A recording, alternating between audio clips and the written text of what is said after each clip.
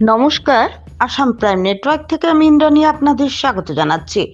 আজ রবিবার অনুষ্ঠিত হয় রাজ্য মন্ত্রিসভার বৈঠকের পর মুখ্যমন্ত্রী সংবাদ সম্মেলন করে মন্ত্রিসভার গ্রহণ করা সিদ্ধান্তগুলি জানান। ব্রহ্মপুত্র উপত্যকায় অসমীয়া ভাষা বাধ্যতামূলক করার সিদ্ধান্ত নিয়েছে মন্ত্রিসভা। সরকারি নির্দেশিকাগুলি অসমীয়া এবং ইংরেজি উভয় ভাষাতেই প্রকাশিত হবে। বহাগ বিহুর পর থেকে ইংরেজি এবং অসমীয়া উভয় ভাষাতেই বিজ্ঞপ্তি প্রকাশিত হবে। বৈঠকে সাংসদ গৌরব গগৈয়ের স্ত্রীর কার্যকলাপ নিয়েও আলোচনা করা হয়। মন্ত্রিসভা সিদ্ধান্ত অনুযায়ী গৌরব গগৈয়ের স্ত্রীর পাকিস্তানি নাগরিক আলী শেখের সাথে সম্পর্ক ছিল। আলী শেখ ভারত বিরোধী মন্তব্য করেছিলেন। পাকিস্তানি নাগরিক আলী শেখের বিরুদ্ধে মামলা দায়েরের জন্য ডিজিপিকে নির্দেশ দেওয়া হয়েছে বলেন মুখ্যমন্ত্রী। মুখ্যমন্ত্রী আলী শেখকে সাহায্যকারী ব্যক্তি ও প্রতিষ্ঠানের তদন্তের নির্দেশ দিয়েছেন। আলী শেখের বিরুদ্ধে আসামকে অস্থিতিশীল করার ষড়যন্ত্রের অভিযোগ আনা হয়েছিল। আলী শেখ ভারতের অভ্যন্তরীণ বিষয়ে হস্তক্ষেপ করার চেষ্টা করেছিলেন।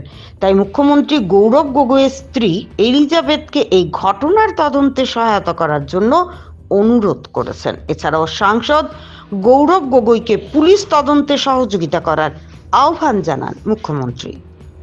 অসমৰ চৰকাৰী ভাষা সঞ্চালকালয় বিপ্লৱ শৰ্মা কমিটিয়ে ৰিকমেণ্ডেশ্যন কৰাৰ দৰে আমি এটা পূৰ্ণ পৰ্যায়ৰ ডাইৰেক্টৰেটলৈকে ৰূপান্তৰ কৰাৰ বাবে সিদ্ধান্ত গ্ৰহণ কৰিছোঁ। অহা 14 এপ্ৰিলৰ পৰা অসমত চৰকাৰী যি আইন আহিব, চৰকাৰী যি ৰুলছ আহিব, চৰকাৰী যি নটিফিকেশ্যন হ'ব, সেই নটিফিকেশ্যন ইংৰাজীৰ উপৰিও অসমীয়াতে এই নটিফিকেশ্যনবিলাক চৰকাৰে প্ৰকাশ কৰিব। বৰাক উপত্যকাত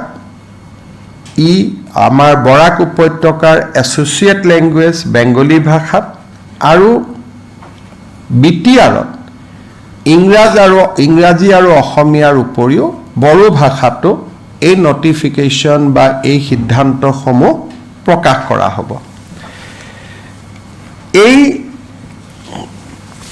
ৰিকমেণ্ডেশ্যনতে আমি আগুৱাই গৈ অসমৰ চৰকাৰী শিক্ষানুষ্ঠানসমূহত আৰু বেচৰকাৰী শিক্ষানুষ্ঠানসমূহত বাধ্যতামূলকভাৱে ব্ৰহ্মপুত্ৰ উপত্যকাত অসমীয়া আৰু বিটিআৰত অসমীয়া অথবা বড়ো তেওঁলোকে বাধ্যতামূলকভাৱে পঢ়ুৱাব লাগিব এজ এ ছাবজেক্ট। মিডিয়াম ইংৰাজী হওক হিন্দী হওক, কিন্তু এজ এ ছাবজেক্ট অসমীয়া তেওঁলোকে পঢ়ুৱাব লাগিব ব্ৰহ্মপুত্ৰ ভেলীত।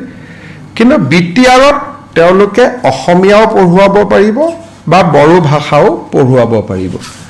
বৰাক উপত্যকা আৰু হিলছৰ ক্ষেত্ৰত আজি আমি আলোচনা কৰা নাই। ৰাজহুৱা ডমেইনত উপলব্ধ তথ্যসমূহ গভীৰভাৱে পৰীক্ষা কৰিলে দেখা যায় যে শ্ৰী আলী শেখ হৈছে পাকিস্তান চৰকাৰ আৰু পাক নেতৃত্বৰ সৈতে ওতঃপ্ৰোত জড়িত এগৰাকী প্ৰভাৱশালী ব্যক্তি। যে আলী শেখ ডাঙৰীয়া ব্ৰিটিছ নাগৰিক আৰু অসমৰ মাননীয় সংসদ সদস্য শ্ৰী গৌৰৱ গগৈৰ পত্নী শ্ৰীমতী এলিজাবেথ গগৈৰ সংস্পৰ্শলৈ আহিছিল।